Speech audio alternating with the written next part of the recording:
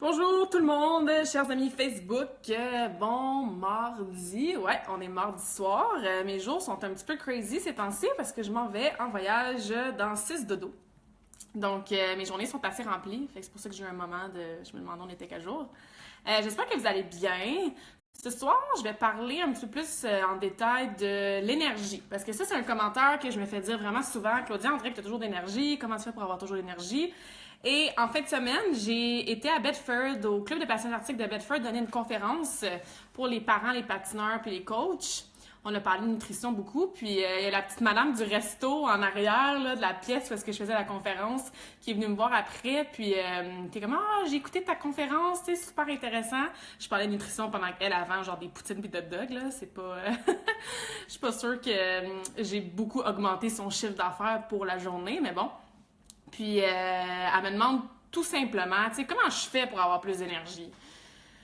Puis là, bon, c'est sûr que c'est la première fois que je parle à cette madame-là. Tout ce que je sais, c'est qu'elle travaille au resto où moi, j'ai donné ma conférence sur la nutrition. Puis elle vient me voir, puis elle veut savoir comment faire pour avoir plus d'énergie. Tu sais, donc j'ai expliqué vite, vite qu'avoir l'énergie, c'est pas quelque chose que je claque des doigts et genre, boum, j'ai plein d'énergie. Donc aujourd'hui, ce que je vais faire, c'est que je vais diviser le live en deux. Je vais vous donner premièrement des petits trucs, je vais pas dire des quick fix, mais des petits trucs que tu peux faire comme là, quand tu sens que tu as vraiment comme une baisse d'énergie, qui vont t'aider à booster ton énergie sur le moment. Mais j'ai aussi parlé de ce qui, selon moi, est le plus important, puis ce que moi, je fais vraiment à tous les jours, qui me permet d'avoir l'énergie à tous les jours. C'est vraiment le mode de vie, le lifestyle qu'on devrait vivre pour s'assurer que notre énergie est au top. Peut-être pas 100% du temps, parce que ça arrive à tout le monde d'être un peu plus fatigué, là, mais d'avoir une énergie qui est optimale le plus souvent possible. Donc, premièrement, souvent on ressent des baisses d'énergie de façon assez ponctuelle durant la journée, de façon assez régulière. On peut par exemple penser au matin, en avant-midi, quand l'heure du lunch arrive, ça fait longtemps qu'on est au bureau, ça fait longtemps qu'on a déjeuné, des fois on peut avoir une petite baisse de fatigue là, une petite baisse d'énergie, pardon, là. Sinon, ça arrive souvent le afternoon crash, hein, vers 3-4 heures, on commence à cogner des clous, on a un petit down d'énergie, on aurait envie d'aller faire un petit nap peut-être. Donc, la plupart des gens, à des endroits assez précis dans la journée, vont ressentir une baisse d'énergie. Fait que des petits trucs pour booster ton énergie de façon assez spontanée. Premièrement, c'est sûr que si tu as la chance de faire un power nap, ça peut être super pertinent. J'ai fait un live sur le sommeil il y a quelques semaines et j'avais parlé des power naps. Si tu fais un power nap entre 5 et 20 minutes, donc pas dépasser 20 minutes, rester dans la phase pas groggy, parce que souvent on se réveille un nap de 30-40 minutes, puis on se réveille puis on est encore plus groggy, puis encore plus fatigué qu'avant d'avoir fait notre petite sieste. Donc on reste dans du 5 à 20 minutes, c'est pour ça qu'on appelle ça un power nap. Hein. Le but c'est pas de dormir sur sa chaise pendant 2 heures. Puis ça, en fait, c'est prouvé que ça permet de, bon, quand on se réveille, de se sentir régénéré, refresh et de rebooster un petit peu notre énergie. Donc ça peut être un petit truc. C'est sûr que, bon, prenez peut-être pas une sieste en plein milieu d'un meeting, puis là, vous dites à votre patron, ah, ben, c'est Claudia qui me dit de m'endormir à 3 heures, là. C'est sûr que, bon, ça dépend de votre environnement de travail, puis où est-ce que vous êtes quand vous avez votre dent de fatigue. Mais sachez que ça, c'est prouvé que ça peut aider à booster votre énergie assez rapidement. Deuxièmement, c'est sûr qu'on pense des fois à des energy drinks. Moi, comme vous savez, je prône tout ce qui est très naturel. Donc, ce qu'on cherche dans l'energy drink, c'est souvent la caféine. Hein? Fait que tant qu'à être, juste prends un café noir avec, si tu peux rajouter par exemple, mettons du lait d'amande, du lait de coconut, des choses comme ça. Va pas rajouter 4 sachets de sucre puis plein de copes de lait de vache, là. Mais un café noir ou si tu prends pas de café, des genres de tablettes de caféine en supplément, c'est sûr que ça, évidemment, ça peut donner un petit boost d'énergie. Ensuite, juste de sortir dehors, puis de passer quelques minutes au soleil, juste d'aller faire le plein de vitamine D, de changer d'environnement, de sortir dehors, d'utiliser l'énergie du soleil, puis de l'air frais, veux pas. C'est sûr qu'on se sent beaucoup plus réveillé après avoir été prendre l'air dehors avec le soleil en face, que si on reste dans notre espèce de pièce qui est peut-être un peu sombre ou que ça fait plusieurs heures que tu regardes les mêmes murs ou les mêmes rideaux ou la même peinture grise plate, là, tu sais, ou même si c'est dans un environnement qui a des fenêtres ou que c'est des couleurs plus vivantes, ça fait quand même du bien, par exemple, de sortir dehors un petit 5 minutes puis juste être au soleil, prendre l'air pur, puis juste se redonner un petit boost d'énergie. Ensuite, c'est sûr que on peut y aller avec des pauses, entre guillemets, vitalité que j'appelle, donc sans se mettre à s'entraîner pendant 1 heure, parce que souvent les crashs, comme je disais, des fois c'est au travail, il faut continuer à travailler, mais de prendre des petites micro-pauses, des petites pauses, des petites routines vitalité, entre guillemets, de juste bouger pendant, ça peut être un petit 3, 4, 5 minutes, encore une fois, là on n'est pas dans de l'entraînement en tant que tel, là, on va en parler plus tard, mais de juste se lever debout, descendre, monter les marches, aller faire le tour du bloc, aller marcher dans le corridor, faire une coupe de lunge, une coupe d'étirement, de yoga, n'importe quoi. Juste s'activer, réveiller le corps, amener de l'oxygène au cerveau, amener du sang partout en circulation. Ça peut permettre de booster ton énergie sur le moment. Et dans le même ordre d'idée, dernier point, dernier truc qui peut vous aider, c'est évidemment la nourriture. Donc, des collations qui sont nutritives et qui vont vous amener de la vraie énergie. Donc, pensez pas, j'ai besoin d'un boost d'énergie, fait que je vais aller manger plein de sucre, parce que ça, c'est un peu de la fausse énergie. Après avoir eu ton pic d'énergie, ben ton pancréas va sécréter beaucoup d'insuline, puis là, whoop, tu vas recrasher. Donc, c'est vraiment pas des fluctuations qu'on veut avoir, parce que nous, on veut se sortir de cette dent d'énergie-là. Fait que de remanger du sucre, puis d'avoir ces déséquilibres-là au niveau de ton équilibre, c'est vraiment pas optimal.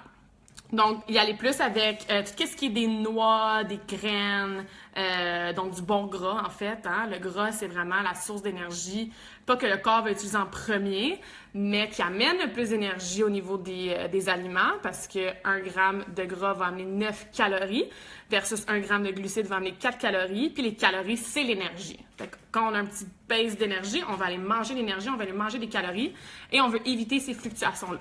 Fait que c'est sûr qu'il y a des sources de bons gras, ça peut aider absolument. Fait qu'une petite collation, des fois, c'est juste ça que ça nous prend à 3-4 heures l'après-midi, là. Ça fait longtemps qu'on n'a pas mangé.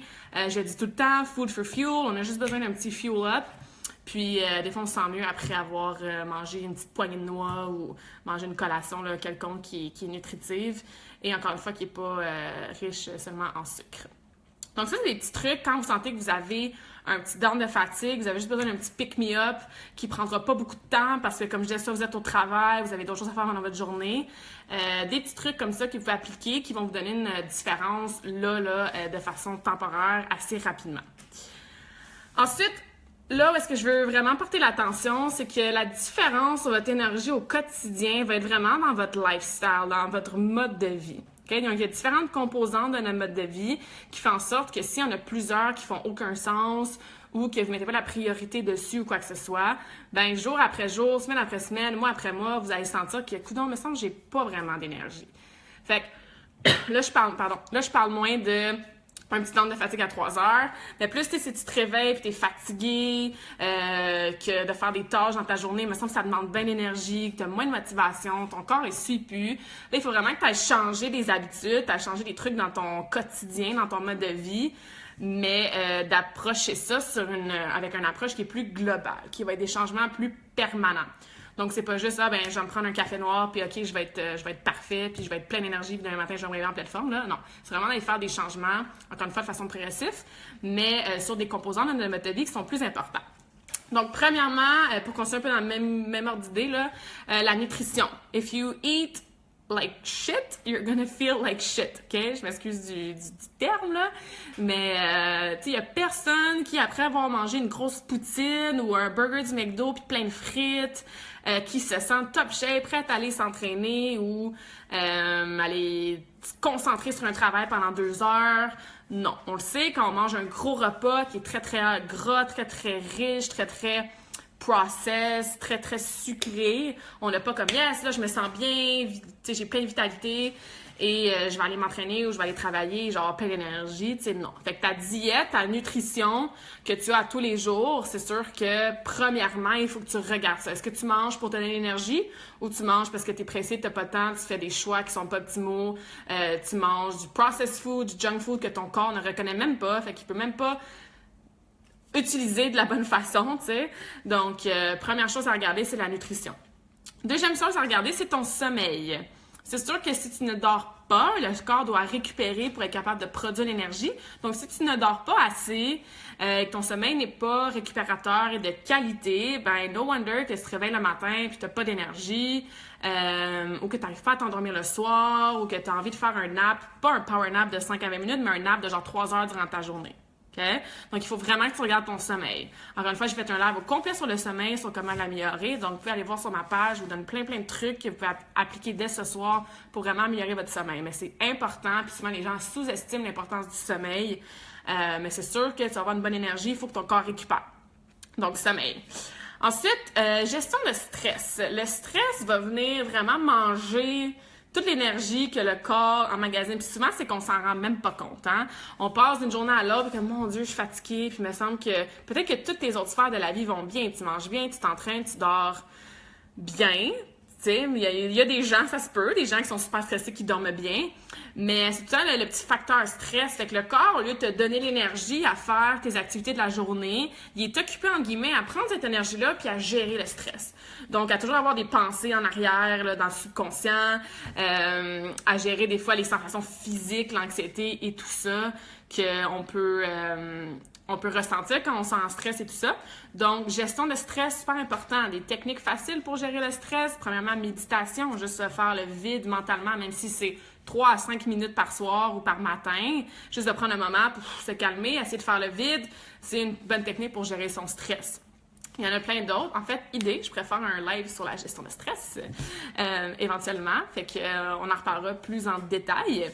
Mais c'est sûr que la gestion de stress, super important, puis c'est un grugeur d'énergie. Donc, mieux on gère le stress, ça en prend du stress, hein, parce que du bon stress peut se transformer, oui, en énergie positive.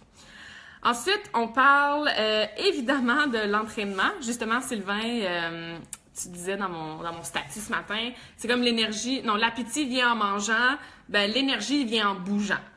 Donc, des fois, les gens sont comme, je vais pas m'entraîner parce que j'ai pas d'énergie. Fait que le petit peu d'énergie qui me reste, je veux pas aller le dépenser dans mon entraînement, OK?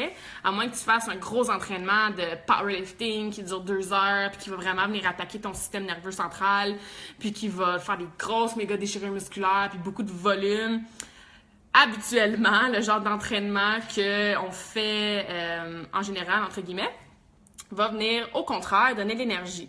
Parce que premièrement, quand tu t'entraînes, tu as des endorphines, de la sérotonine qui sont released dans ton système. Ça, moi, j'appelle ça les hormones du bonheur. Fait que déjà là, on est de meilleure humeur, on se sent mieux. Deuxièmement, c'est une super bonne façon de gérer son stress. Donc, l'énergie que tu as dans toi, entre guillemets, n'est moins occupée à gérer ton stress, mais va pouvoir te donner l'énergie nécessaire à faire les autres actions de ta journée. Ensuite, activation de la circulation sanguine, donc tu as plus d'oxygène qui se promène, donc tous les nutriments, l'oxygène et tout ça au niveau de la circulation sanguine se promènent beaucoup mieux, donc l'énergie se propage un peu partout. Donc super important d'intégrer une routine d'entraînement dans son quotidien si possible, ou au moins à chaque 2 jours, même si c'est juste aller marcher dehors, les journées que tu t'entraînes pas de façon plus spécifique, mais juste vraiment de toujours bien oxygéner son corps, puis de se donner de l'énergie de cette façon-là. Donc, activité physique, évidemment, super important. Ensuite, l'autre point que j'ai amené, c'est sûr que si tu es quelqu'un qui est souvent malade, donc que le système immunitaire qui est un peu faible ou qu'il va y avoir une grippe à quelque part dans ton entourage, puis c'est sûr que c'est toi qui vas la pogner parce que ton corps ou ton système immunitaire il est plus fragile à ce niveau-là. C'est sûr qu'encore une fois, si ton corps il est occupé à gérer le virus, à gérer la grippe ou la gastro ou la bactérie que tu as attrapée, il va être occupé à gérer ça au lieu de te donner l'énergie, encore une fois, pour faire tes activités quotidiennes. Donc, booster son système immunitaire, encore une fois, il y a plusieurs façons de faire ça. Bonne nutrition, entraînement, sujet d'un autre live peut-être, de faire un live sur le boost du système immunitaire. Mais c'est sûr que moins tu es malade, plus tu vas être en pleine forme, plus tu vas avoir l'énergie pour faire tes activités de la journée. Quelqu'un qui est malade, qui se lève avec un gros mal de tête ou enrhumé ou une grippe musculaire, n'aura pas la même énergie que quelqu'un qui se réveille et qui est en pleine forme, ça c'est assuré. Fait que si tu es souvent malade, peut-être juste te questionner, OK, pourquoi je suis souvent malade? Comment est-ce que mon corps, dans quel état mon corps est quand justement j'attrape le virus ou j'attrape la gastro ou quoi que ce soit. Donc, à se questionner aussi à ce niveau-là. Et le dernier point que je vais vous amener au niveau de votre mode de vie pour booster votre énergie de façon quotidienne, c'est tout simplement votre attitude et votre inner speech que j'appelle, que j'ai déjà parlé dans un autre live aussi. C'est sûr que si t'arrêtes pas de te dire « Ah, je suis fatiguée, j'ai pas d'énergie, ça me tente pas. oh, je suis fatiguée, ah, oh, grosse journée, ah, oh, faut que je retourne au travail. Tout ce que ton corps, pas ton corps, mais ton esprit dit à voix haute ou tout simplement de façon mentale, ou des fois c'est inconscient aussi, ça devient juste d'habitude de je me réveille, je suis déjà fatiguée, mais ton corps l'entend ça. Fait que juste de dire ah, je suis fatiguée, tu sais, il y a comme une espèce d'énergie poche qui vient avec, tu sais. Fait que la prochaine fois que vous êtes comme il me semble que j'ai pas d'énergie, mais première chose, qu'est-ce que tu es en train de te dire? Est-ce que tu es en train de te convaincre toi-même que tu es fatigué, que tu pas d'énergie, que mon Dieu, c'est donc bien difficile, tu sais? Parce que peut-être que physiquement, c'est vrai, entre guillemets, que bon, t'as épuisé un peu tes réserves d'énergie, mais physiologiquement, c'est impossible d'épuiser toutes nos réserves d'énergie, sinon on serait mort, OK? Donc, juste des fois, de changer son speech, puis de dire comme, OK, ben, j'ai de l'énergie, je vais aller prendre l'air, je me sens bien, je suis correct, je me sens vivant, n'importe quoi, je me sens en pleine forme, je suis en santé, ça va bien, j'ai de l'énergie, etc. Ben, juste de changer ça, mais encore une fois, il y a comme une espèce d'énergie physique qui vient avec. Fait que, Claudia, t'as toujours de l'énergie? Oui, je suis quelqu'un qui a quand même toujours de l'énergie, mais c'est parce que je mange bien, je m'entraîne, je gère super bien mon stress, je dors beaucoup, mais surtout, je choisis d'avoir de l'énergie. Parce que oui, il y a des jours que moi aussi, je me réveille, puis je suis pas 90 000 % top shape, puis j'ai des grosses journées des fois, puis en fin de journée, je suis comme bon, j'ai d'autres clients à appeler où il me restait telle tâche à faire, puis c'est sûr que peut-être que ça me tenterait de faire autre chose, d'aller me coucher plus tôt ou d'écouter j'ai pas la télé chez moi, mais d'écouter, mettons, un épisode sur Netflix ou d'aller lire un livre, au lieu de continuer à travailler puis de dépenser plus d'énergie. Mais juste en changeant mon speech, en disant non, je choisis d'avoir l'énergie. De toute façon, je le sais que physiquement, il m'en reste parce que je mange bien, puis blablabla, blablabla. Juste de changer ça, en fait, je vous dirais que ce serait la première étape. Avant même de dire, OK, qu'est-ce que je mange? Est-ce que je mange assez d'aliments qui sont nutritifs, qui vont me donner l'énergie? Est-ce que je m'entraîne de la bonne façon pour me donner un boost d'énergie? Est-ce que je devrais intégrer de la méditation parce que je suis quelqu'un de très stressé? Avant même de regarder toutes ces étapes-là, change ton attitude, change la façon que tu te parles, puis décide là, que quand tu te réveilles le matin, ben, t'es de bonne humeur, puis t'as de l'énergie, puis je te jure que ça va vraiment faire la différence. Donc voilà, petit devoir pour vous, de booster votre énergie. Merci pour votre écoute. Je vais le laisser comme d'habitude sur ma page Kamakin, donc vous pouvez toujours aller le revoir. Donc là, pendant le live, j'ai eu 2 idées. Parler de gestion de stress et parler du boost système immunitaire. Fait que je vais aller noter ça. Ça peut être des bons sujets pour mes prochains lives. Mais si vous avez d'autres idées, d'autres sujets que vous aimeriez que j'aborde, faites-moi signe. Puis, hopefully, si le Wi-Fi le permet, mais mon prochain live, je vais être au Costa Rica et je vais vous parler bronzé avec genre la jungle ou la plage en arrière de moi. Ça serait génial. Mais en attendant, boostez votre énergie, puis n'hésitez jamais si vous avez des questions. Ça me fait vraiment toujours plaisir de vous répondre. C'est bon? Ben, bon mardi soir!